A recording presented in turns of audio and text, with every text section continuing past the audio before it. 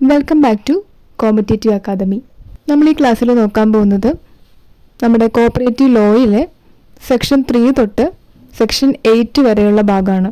അതായത് നമ്മുടെ രജിസ്ട്രേഷൻ്റെ പോർഷനാണ് ഈ ക്ലാസ്സിൽ നമ്മൾ പഠിക്കാൻ പോകുന്നത്. നമുക്ക് അമെൻമെൻറ്റ് വന്നിട്ടുണ്ടായിരുന്നു. അമെൻമെൻറ്റ് വന്ന ഭാഗം കൂടെ നമുക്ക് ഈ വരുന്ന CSEB എക്സാംസിന് ചോദിക്കും. നമുക്ക് അമെൻമെൻറ്റിൽ ചില ഭാഗങ്ങൾ എക്സ്ട്രാ ആഡ് ചെയ്തിട്ടുണ്ട്, ചില ഭാഗങ്ങളിൽ തിരുത്തൽ വന്നിട്ടുണ്ട്. ഡേയ്സിലൊക്കെ 60 ഡേയ്സിലത് 45 ആവാം. അങ്ങനെ കുറച്ച് മാറ്റങ്ങളും വന്നിട്ടുണ്ട്, കുറച്ച് സബ്സെക്ഷൻ ആഡ് ചെയ്തിട്ടുണ്ട്. അപ്പോൾ ഇങ്ങനെ മാറ്റം വന്നിട്ടുള്ളത് ഞാൻ യെല്ലോ കളറിലാണ് ഹൈലൈറ്റ് ചെയ്ത് കൊടുത്തിട്ടുള്ളത്. അമെൻമെൻറ്റ് വരാത്ത ഭാഗം, മാറ്റമൊന്നും ഇല്ലാത്ത ഭാഗം നോർമൽ കളറിൽ ബ്ലാക്കെങ്കിലും കൊടുത്തിട്ടുണ്ട്. അപ്പോൾ നോക്കി മനസ്സിലാക്കുക. അപ്പോൾ നമുക്ക് ക്ലാസ്സിലോട്ട് കിടക്കാം.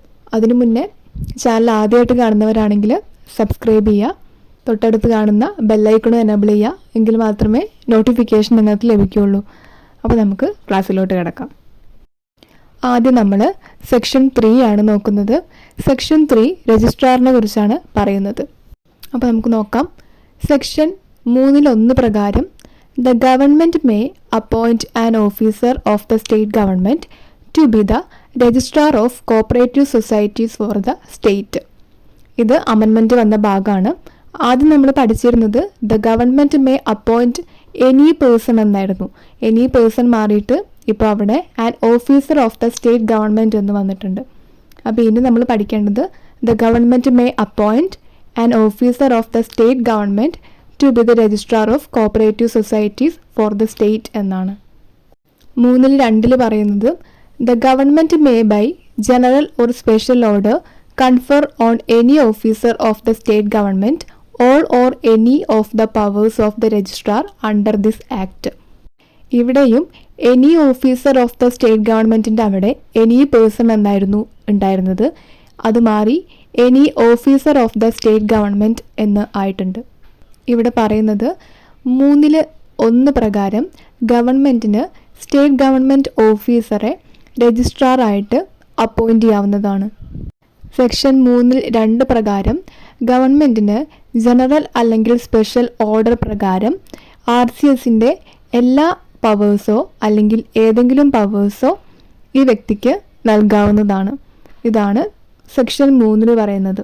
നമ്മളിവിടെ പഠിക്കേണ്ടത് രജിസ്ട്രാറിനെ അപ്പോയിൻറ്റ് ചെയ്യുന്നത് ഗവൺമെൻറ്റാണ്. ഏത് വ്യക്തിനാണ് രജിസ്ട്രാറായി അപ്പോയിൻറ്റ് ചെയ്യാൻ പറ്റുക? ഒരു സ്റ്റേറ്റ് ഗവൺമെൻറ് ഓഫീസറിനെയാണ് രജിസ്ട്രാറായിട്ട് അപ്പോയിൻറ്റ് ചെയ്യാൻ പറ്റുക. ഇത്രയും കാര്യങ്ങൾ ഇവിടെ നോക്കി വയ്ക്കുക. സെക്ഷൻ 4 ആണ്. സെക്ഷൻ 4 പറയുന്നത് societies which may be registered. അതായത് ഏതൊക്കെ തരം സംഘങ്ങളാണ് രജിസ്റ്റർ ചെയ്യാൻ സാധിക്കുക എന്നുള്ളതാണ് സെക്ഷൻ 4 പറയുന്നത്. അതായത് ഒരു സഹകരണ സംഘത്തിൻ്റെ ഒബ്ജക്റ്റീവ്സ് എന്തൊക്കെയായിരിക്കണം എന്നുള്ളതാണ് സെക്ഷൻ 4 പറയുന്നത്. Subject to the provisions of this Act, a cooperative society which has as its object the promotion of the economic interest of its members.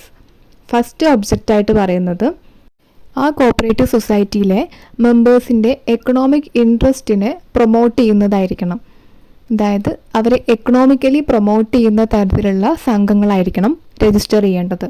Second object or of the interest of the public in accordance with cooperative principles.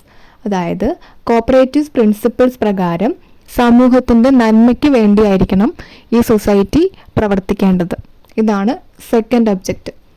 Third, or A society established with the object of facilitating the operations of such A society.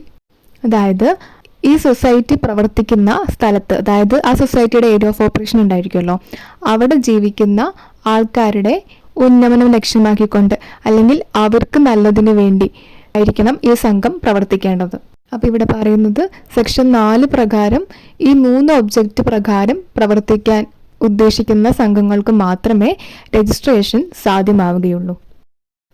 Section 5. Section 5 പറയുന്നത് registration with limited liability only.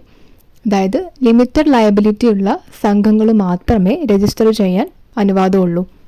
അപ്പോൾ ഈ സെക്ഷനിൽ എന്താ പറയുന്നത് നോക്കാം. Section 5(1) പറയുന്നത് A cooperative society shall B registered only with limited liability. Limited liability ഉള്ള society മാത്രമേ രജിസ്റ്റർ ചെയ്യാൻ സാധിക്കുകയുള്ളൂ. സെക്ഷൻ 5 പറയുന്നത് the word limited or it's equivalent in any Indian language shall be the last word in the name of A society registered under this act with limited liability. ഈ act പ്രകാരം register ചെയ്തിട്ടുള്ള ഏതൊരു സംഘത്തിൻ്റെയും പേരിൻ്റെ അവസാനം limited എന്നുള്ള വാക്ക് ചേർക്കണം എന്നാണ് section 5 പ്രകാരം പറയുന്നത്. ഇപ്പോൾ ഈ സെക്ഷൻ 4 സെക്ഷൻ 5 അമെൻമെൻ്റ് ഒന്നും വന്നിട്ടില്ല. ഇനി അമെൻമെൻറ്റ് വന്നിട്ടുള്ളത് സെക്ഷൻ 7 അടുത്തത് സെക്ഷൻ 6. സെക്ഷൻ 6 പറയുന്നത് application four registration of A society. ഒരു സൊസൈറ്റി രജിസ്റ്റർ ചെയ്യാൻ വേണ്ടിയിട്ട് അപ്ലിക്കേഷൻ കൊടുക്കുന്നതിനെ കുറിച്ചാണ് സെക്ഷൻ 6 പറയുന്നത്. An application for the registration of a cooperative society shall be made to the registrar in such form as may be prescribed, and the applicant shall furnish to him such information about the society as he may require. അതായത് application കൊടുക്കാനായിട്ട് form number ഉണ്ട്. അപ്പോൾ correct ഫോമിൽ application നമ്മൾ രജിസ്ട്രാർക്ക് കൊടുക്കണം. അതുപോലെ registrar ആവശ്യപ്പെടുന്ന ബാക്കി ഇൻഫോർമേഷൻസും ബാക്കി ഡോക്യുമെൻറ്റ്സും ഈ അപ്ലിക്കേഷൻ്റെ കൂടെ നമ്മൾ നൽകണം. എന്നാൽ മാത്രമേ സംഘം രജിസ്റ്റർ ചെയ്യാൻ സാധിക്കുള്ളൂ. ഈ അപ്ലിക്കേഷൻ്റെ കൂടെ വേറെ എന്തൊക്കെ ഡീറ്റെയിൽസാണ് വെക്കേണ്ടത് എന്നുള്ളതാണ് ഇനി വരുന്ന സബ്സെക്ഷനിൽ പറയുന്നത്. Every such application shall conform to the following requirements namely. ഒന്നാമത്തെ, the application shall be accompanied by 3 copies of the proposed bylaws of the society. അതായത് സൊസൈറ്റിയുടെ ബൈലോയുടെ 3 കോപ്പി ആപ്ലിക്കേഷൻ്റെ കൂടെ നമ്മൾ വെക്കണം. Where all the applicants are individuals, the number of applicants shall not be less than 25, each of such persons being a member of a different family. അതായത് applicants എന്ന് പറയുന്നത് മിനിമം 25 പേരെങ്കിലും ഉണ്ടായിരിക്കണം. ഈ 25 പേരും ഡിഫറെൻറ്റ് ഫാമിലി മെമ്പേഴ്സ് ആയിരിക്കണം. അപ്പോൾ different ഫാമിലിയിലെ മിനിമം 25 പേരെങ്കിലും ഉണ്ടെങ്കിലേ അപ്ലിക്കേഷൻ കൊടുക്കാൻ പറ്റുള്ളൂ. Member of a family means wife, husband, father, mother, grandfather, grandmother, stepfather, stepmother, son, daughter, stepson, stepdaughter, grandson, granddaughter, brother, sister, half brother, half sister, and wife of brother or half brother. ഇപ്പം നമ്മൾ പറഞ്ഞില്ലേ different family members ആയിരിക്കണമെന്ന്. അപ്പോൾ ഈ member എന്ന് ഉദ്ദേശിക്കുന്നത് കൊണ്ട് എന്താണ്, ആരൊക്കെയാണ് ഫാമിലി മെമ്പർ എന്നാണ് ഇവിടെ കൊടുത്തിരിക്കുന്നത്. അപ്പോൾ ഈ വായിച്ച മെമ്പേഴ്സിനെയാണ് നമ്മൾ മെമ്പർ ഓഫ് എ ഫാമിലി ആയിട്ട് ആക്റ്റിൽ ഇൻക്ലൂഡ് ചെയ്തിരിക്കുന്നത്. The application shall be signed by every one of the applicants who is an individual and by a person duly authorised on behalf of the government or any society or other body of person which is an applicant. അതായത് എല്ലാ മെമ്പേഴ്സും registration വേണ്ടിയുള്ള ആപ്ലിക്കേഷനിൽ sign ചെയ്തിരിക്കണം. അത് individuals ആയിരിക്കാം, അല്ലെങ്കിൽ ഗവൺമെൻറ്റിൻ്റെ representatives ആവാം, എന്ത് വേണമെങ്കിലും ആവാം. ബട്ട് എല്ലാവരും രജിസ്ട്രേഷൻ്റെ ആപ്ലിക്കേഷനിൽ നിർബന്ധമായും സൈൻ ചെയ്തിരിക്കണം. ഇത്രയും കാര്യങ്ങളാണ് ഒരു സൊസൈറ്റി രജിസ്റ്റർ ചെയ്യുമ്പോൾ അതിനു വേണ്ടിയുള്ള ആപ്ലിക്കേഷനുമായി ബന്ധപ്പെട്ട് ശ്രദ്ധിക്കേണ്ട കാര്യങ്ങൾ. അടുത്തത് സെക്ഷൻ 7 രജിസ്ട്രേഷൻ. അപ്പം നമ്മൾ രജിസ്ട്രേഷന് വേണ്ടിയുള്ള ആപ്ലിക്കേഷൻ കൊടുത്തു. അടുത്തത് രജിസ്ട്രേഷനാണ്. ഇത് പറയുന്നത് the application complies with the provisions of this act and the rule. അതായത് ആപ്ലിക്കേഷൻ കൊടുത്തിരിക്കുന്നത് ആക്ടിനും റൂളിനും അനുസരിച്ചായിരിക്കണം. ആക്ടിലും റൂളിലും പറയുന്ന പോലെ എല്ലാ കാര്യങ്ങളും പാലിച്ചുകൊണ്ടായിരിക്കണം രജിസ്ട്രേഷന് വേണ്ടിയിട്ടുള്ള ആപ്ലിക്കേഷൻ സബ്മിറ്റ് ചെയ്യേണ്ടത്. The object of the proposed society are in accordance with section 4. നമ്മൾ സെക്ഷൻ 4 പറഞ്ഞിരുന്നു എന്തൊക്കെയാണ് ഒരു സൊസൈറ്റീൻ്റെ ഒബ്ജക്റ്റ് വേണ്ടത് എന്ന് പറഞ്ഞിട്ടുണ്ടായിരുന്നു. എങ്ങനെയുള്ള സംഘങ്ങളാണ് രജിസ്റ്റർ ചെയ്യാൻ സാധിക്കുക എന്ന് പറഞ്ഞിട്ടുണ്ടായിരുന്നു. അപ്പോൾ ആ കാര്യങ്ങളൊക്കെ പാലിച്ചിരിക്കണം, എങ്കിൽ മാത്രമേ രജിസ്റ്റർ ചെയ്യാൻ സാധിക്കുകയുള്ളൂ. The area of operation of the proposed society and the area of operation of another society of similar type do not overlap. ഇതാണ് മൂന്നാമത്തെ കണ്ടീഷൻ. അതായത് നമ്മൾ രജിസ്റ്റർ ചെയ്യാൻ പോകുന്ന ഒരു സൊസൈറ്റി, ആ സൊസൈറ്റിയുടെ ഏരിയ ഓഫ് ഓപ്പറേഷൻ എന്ന് പറയുന്നത് അതേ സ്വഭാവമുള്ള വേറൊരു സൊസൈറ്റിയുടെ ഏരിയ ഓഫ് ഓപ്പറേഷനുമായിട്ട് ഓവർലാപ്പ് ചെയ്യാൻ പാടില്ല. The proposed bylaw are not contrary to the provisions of the act and the rule. അതായത് ആ സൊസൈറ്റീൻ്റെ ബൈലോ എന്ന് പറയുന്നത് ആക്ടിനും റൂളിനും എതിരെ ഉള്ളതായിരിക്കരുത്. ആക്റ്റും റൂളും പാലിച്ചുകൊണ്ടുള്ള പ്രപ്പോസ്ഡ് ബൈലോ ആയിരിക്കണം. Proposed society complies with the requirement of sound business. അതായത് ആ സൊസൈറ്റി നടത്തുന്ന ബിസിനസ് എന്ന് പറയുന്നത് സൗണ്ട് ബിസിനസ് ആയിരിക്കണം. അതായത് നല്ലൊരു ബിസിനസ് ആയിരിക്കണം. അതായത് മെമ്പേഴ്സിൻ്റെ എക്കണോമിക് ഇൻട്രസ്റ്റ് ഒക്കെ നോക്കിക്കൊണ്ട് പ്രോഫിറ്റൊക്കെ കിട്ടുന്ന നല്ല രീതിക്ക് നടത്തിക്കൊണ്ടു പോകുന്ന ബിസിനസ് ആയിരിക്കണം. അടുത്തത് അമെൻമെൻറ്റ് പ്രകാരം കൂട്ടിച്ചേർത്തിട്ടുള്ള സബ്സെക്ഷനാണ്. അതിൽ പറയുന്നത് the proposed credit societies have collected 2,50,000 rupee and non-credit cooperative societies have collected 1,00,000 rupees as the minimum share capital. അതായത് ക്രെഡിറ്റ് സൊസൈറ്റീസ് ആണെങ്കിൽ 2,50,000 രൂപയും നോൺ ക്രെഡിറ്റ് ആണെങ്കിൽ 1,00,000 രൂപയും അവർക്ക് മിനിമം ഷെയർ ക്യാപിറ്റലായിട്ട് ഉണ്ടായിരിക്കണം. ഇതിൽ നിന്നും എക്സംപ്റ്റഡ് ആയിട്ടുള്ള കേസാണ് provided that this clauses shall not be applicable to ഏതൊക്കെയാണ്? Cooperative societies of SC/STs, fisheries, വനിത ആൻഡ് ട്രഡീഷണൽ കോപ്പറേറ്റീവ് സൊസൈറ്റീസ്. ഇവർക്കൊന്നും ഇപ്പം മേലെ പറഞ്ഞ പോലെ മിനിമം ഷെയർ ക്യാപിറ്റലിൻ്റെ കണ്ടീഷനില്ല. ബാക്കി എല്ലാ ക്രെഡിറ്റ് ആൻഡ് നോൺ ക്രെഡിറ്റ് സൊസൈറ്റീസും മേലെ പറഞ്ഞ പോലെ മിനിമം ഷെയർ ക്യാപിറ്റൽ ഉണ്ടായിരിക്കണം. എങ്കിൽ മാത്രമേ രജിസ്ട്രാർ അനുമതി നൽകുള്ളൂ. മേലെ പറഞ്ഞിട്ടുള്ള കണ്ടീഷൻസൊക്കെ ഓക്കെ ആണെങ്കിൽ രജിസ്ട്രാർക്ക് സംഘത്തിന് രജിസ്റ്റർ ചെയ്ത് കൊടുക്കാവുന്നതാണ്. അപ്പോൾ he may register the society and its bylaws within a period of 60 days from the date of receipt of the application. Application കിട്ടി 60 ദിവസത്തിനകം രജിസ്ട്രാർക്ക് രജിസ്റ്റർ ചെയ്ത് കൊടുക്കാം. Where the registrar refuses to register a society, he shall communicate the order of refusal together with the reasons. Therefore, within 15 days of such order to such of the applicants as may be prescribed. അതായത് application കിട്ടി, എന്നാൽ നമ്മൾ പറഞ്ഞില്ലേ നേരത്തെ പറഞ്ഞ കുറച്ച് conditions, ആ കണ്ടീഷൻസിൽ ഏതെങ്കിലും പാലിച്ചിട്ടില്ല എന്നാണെങ്കിൽ രജിസ്ട്രാർക്ക് സംഘത്തിന് രജിസ്റ്റർ ചെയ്ത് കൊടുക്കാൻ സാധിക്കില്ല. അപ്പോൾ ആ വിവരം സൊസൈറ്റീനെ രജിസ്ട്രാർ 15 ദിവസത്തിനകം അറിയിക്കണം. അമെൻമെൻറ്റ് വരുന്നതിന് മുന്നേ ഈ 15 ഡേയ്സ് എന്നുള്ളത് 7 ഡേയ്സ് ആയിരുന്നു. ഇപ്പോൾ ന്യൂ അമെൻമെൻറ്റ് പ്രകാരം ഇത് 15 ഡേയ്സ് ആക്കിയിട്ട് മാറ്റിയിട്ടുണ്ട്.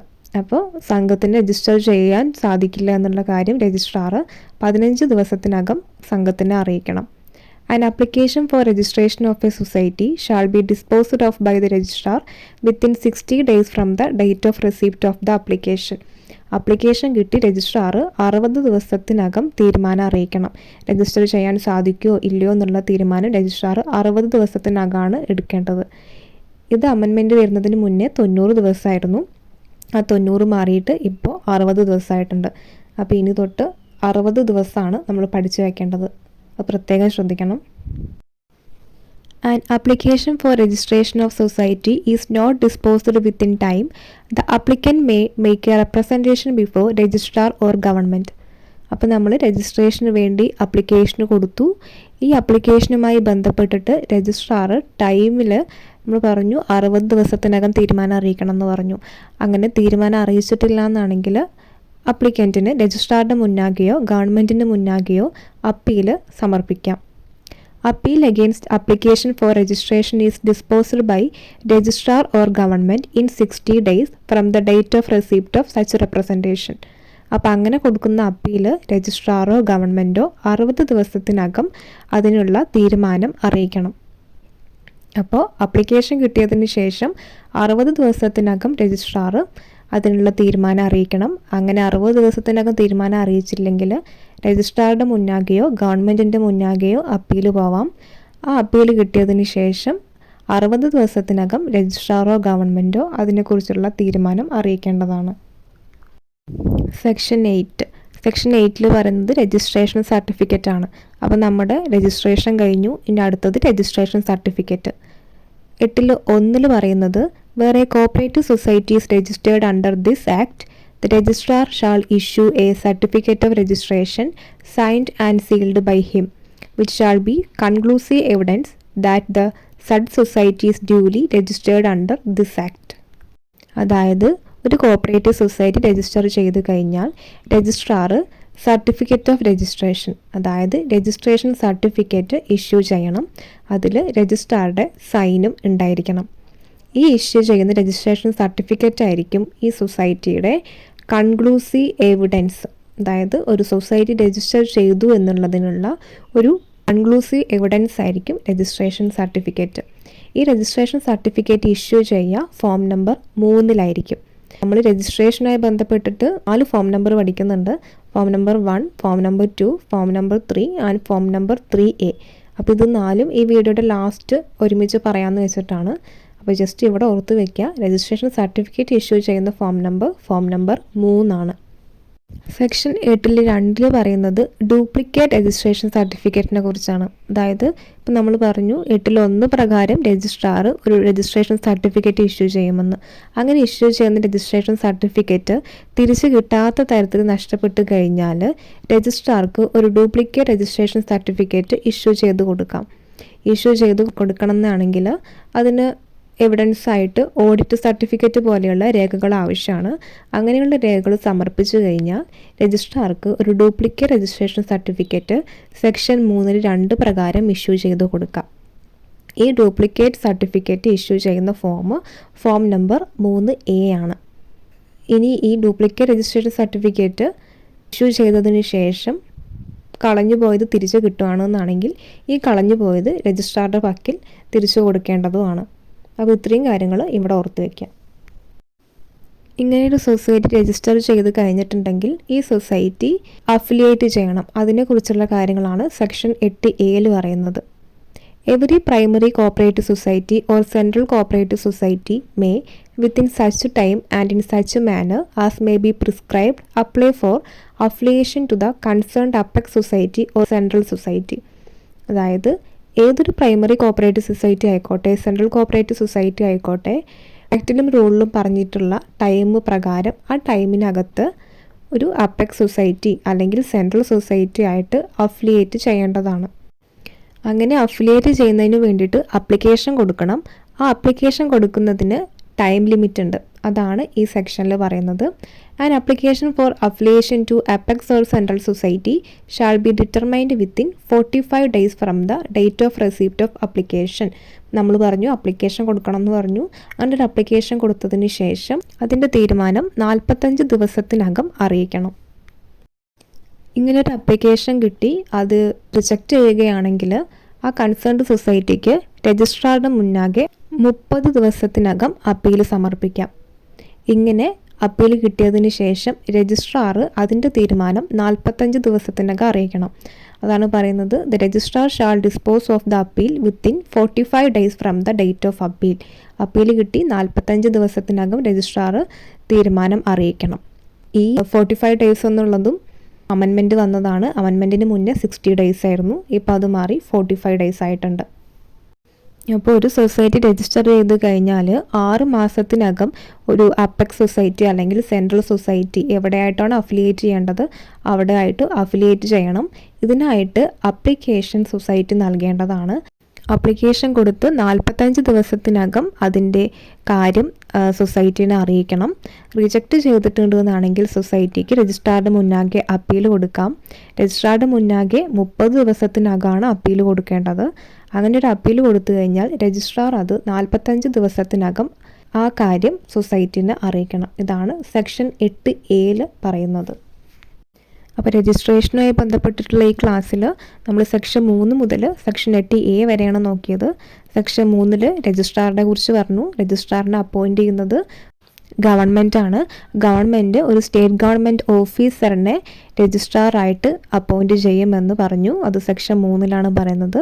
സെക്ഷൻ 4 പറഞ്ഞു societies which may be registered. ഏതൊക്കെ സൊസൈറ്റീസിനാണ് രജിസ്റ്റർ ചെയ്യാൻ സാധിക്കുക. അതേപോലെ അതിൽ സൊസൈറ്റീസിൻ്റെ ഒബ്ജക്റ്റിനെ കുറിച്ചും നമ്മൾ പറഞ്ഞിരുന്നു. അതൊക്കെ സാറ്റിസ്ഫൈ ചെയ്തിട്ടുണ്ടെങ്കിൽ ഒരു സൊസൈറ്റിക്ക് രജിസ്റ്റർ ചെയ്യാം. പിന്നെ സെക്ഷൻ 5 നമ്മൾ പഠിച്ചു ലിമിറ്റഡ് ലയബിലിറ്റി ഉള്ള സൊസൈറ്റീസ് മാത്രമേ രജിസ്റ്റർ ചെയ്യാൻ സാധിക്കുകയുള്ളൂ എന്ന് പറഞ്ഞു. സെക്ഷൻ 5(2) നമ്മൾ പറഞ്ഞു അങ്ങനെ ലിമിറ്റഡ് ലയബിലിറ്റി ഉള്ള ഒരു സംഘം രജിസ്റ്റർ ചെയ്ത് കഴിഞ്ഞാൽ ആ സംഘത്തിൻ്റെ പേരിൻ്റെ ലാസ്റ്റിൽ ലിമിറ്റഡ് എന്ന് പറയുന്ന വാക്ക് ഉണ്ടായിരിക്കണം എന്ന് സെക്ഷൻ 5(2) പ്രകാരം പറഞ്ഞു. ദെൻ സെക്ഷൻ 6 അപ്ലിക്കേഷൻ ഫോർ രജിസ്ട്രേഷനെ കുറിച്ച് പഠിച്ചു. രജിസ്ട്രാർക്ക് അപ്ലിക്കേഷൻ കൊടുത്തതിന് ശേഷം രജിസ്ട്രാർ അത് നമ്മളെ 60 ദിവസത്തിനകം അറിയിക്കണം. ഇനി അപ്ലിക്കേഷൻ റിജക്റ്റ് ആയിട്ടുണ്ടെങ്കിൽ ആ കാര്യം സൊസൈറ്റീനെ 15 ദിവസത്തിനകം രജിസ്ട്രാർ ഇൻഫോം ചെയ്യിക്കണം. രജിസ്ട്രാർ 60 ദിവസത്തിനകം അറിയിച്ചിട്ടില്ല എന്നാണെങ്കിൽ രജിസ്ട്രാറുടെ മുന്നാകെയോ ഗവൺമെൻറ്റിൻ്റെ മുന്നാകെയോ അപ്പീൽ കൊടുക്കാം. എന്നിട്ട് അപ്പീൽ കൊടുത്തതിന് ശേഷം രജിസ്ട്രാറോ ഗവൺമെൻറ്റോ ഇതിൻ്റെ കാര്യം 60 ദിവസത്തിനകം കൺസേൺഡ് സൊസൈറ്റിയെ അറിയിച്ചിരിക്കണം. ഇത്രയും കാര്യങ്ങളാണ് നമ്മൾ രജിസ്ട്രേഷൻ്റെ ഭാഗത്ത് പഠിച്ചത്. രജിസ്ട്രേഷൻ കഴിഞ്ഞതിന് ശേഷം നമ്മൾ പറഞ്ഞു സെക്ഷൻ 8 രജിസ്ട്രേഷൻ സർട്ടിഫിക്കറ്റ് 8.1 പ്രകാരം രജിസ്ട്രേഷൻ സർട്ടിഫിക്കറ്റ് രജിസ്ട്രാർ ഇഷ്യൂ ചെയ്യുന്നു. ഈ സർട്ടിഫിക്കറ്റ് നഷ്ടപ്പെട്ടു കഴിഞ്ഞാൽ 8.2 പ്രകാരം ഡ്യൂപ്ലിക്കേറ്റ് രജിസ്ട്രേഷൻ സർട്ടിഫിക്കറ്റ് ഇഷ്യൂ ചെയ്യുമെന്ന് പറഞ്ഞു. സെക്ഷൻ 8A നമ്മൾ അഫിലിയേഷനെ കുറിച്ചും പറഞ്ഞു. ഇത്രയും കാര്യങ്ങളാണ് നമ്മൾ ഇന്ന് പഠിച്ചത്. ഇനി നമുക്ക് രജിസ്ട്രേഷനിലെ കുറച്ച് ഫോംസ് നോക്കാനുണ്ട്. അതാണ് നോക്കുന്നത്. Form number 1 application for registration. നമ്മൾ പറഞ്ഞു രജിസ്ട്രേഷന് വേണ്ടിയിട്ട് നമ്മൾ സെക്ഷൻ 6 പ്രകാരം ആപ്ലിക്കേഷൻ കൊടുക്കണം. അങ്ങനെ ആപ്ലിക്കേഷൻ കൊടുക്കുന്നത് form number 1 form number 2 on receipt of application the registrar shall enter the same in the register in this form. Form number 1 രജിസ്ട്രാർക്ക് application കിട്ടി. ഈ കിട്ടിയ ആപ്ലിക്കേഷൻ്റെ അടിസ്ഥാനത്തിൽ രജിസ്ട്രാർ ഫോം നമ്പർ 2 രജിസ്റ്ററിൽ ആപ്ലിക്കേഷനുമായി ബന്ധപ്പെട്ടിട്ടുള്ള ഡീറ്റെയിൽസും പെർട്ടിക്കുലേഴ്സും ഒക്കെ രജിസ്റ്റർ ചെയ്ത് വെക്കണം, എൻറ്റർ ചെയ്ത് വെക്കണം. ഈ ഫോം നമ്പറാണ് form number 2. Form number 3 registration സർട്ടിഫിക്കറ്റിന് വേണ്ടിയിട്ടുള്ളതാണ്. നമ്മൾ പറഞ്ഞു form number 3 registration certificate issue ചെയ്യുക എന്നുള്ളത്. Form number 3A duplicate registration certificate. അപ്പോൾ ഈ ഫോംസും കൂടെ രജിസ്ട്രേഷൻ്റെ ഭാഗത്ത് ഓർത്ത് വയ്ക്കുക. അപ്പോൾ ഇന്നത്തെ ക്ലാസ് ഇത്രയേ ഉള്ളൂ. എല്ലാവർക്കും ക്ലിയർ ആയിട്ട് കാര്യങ്ങളെല്ലാം മനസ്സിലായിട്ടുണ്ടാവുമെന്ന് വിചാരിക്കുന്നു. എന്തെങ്കിലും ഡൗട്ടോ സജഷൻസോ ഉണ്ടെങ്കിൽ കമൻറ്റ് ചെയ്യാം. ബാക്കിയുള്ള സെക്ഷൻസ് ഇനി വരുന്ന ക്ലാസ്സിൽ അപ്ലോഡ് ചെയ്യുന്നതായിരിക്കും. അതേപോലെ നമ്മുടെ ജൂനിയർ കോപ്പറേറ്റീവ് ഇൻസ്പെക്ടറുടെയും കേരള ബാങ്കിൻ്റെയും സിലബസ് വൈസ് ക്ലാസ്സും വരുന്ന ക്ലാസ്സിൽ അപ്ലോഡ് ചെയ്യുന്നതായിരിക്കും. അപ്പോൾ എല്ലാവരും ഡീറ്റെയിൽ ആയിട്ട് കറക്റ്റായിട്ട് കാര്യങ്ങളെല്ലാം പഠിച്ചു പോവുക. അപ്പോൾ ഓക്കെ, താങ്ക് യു.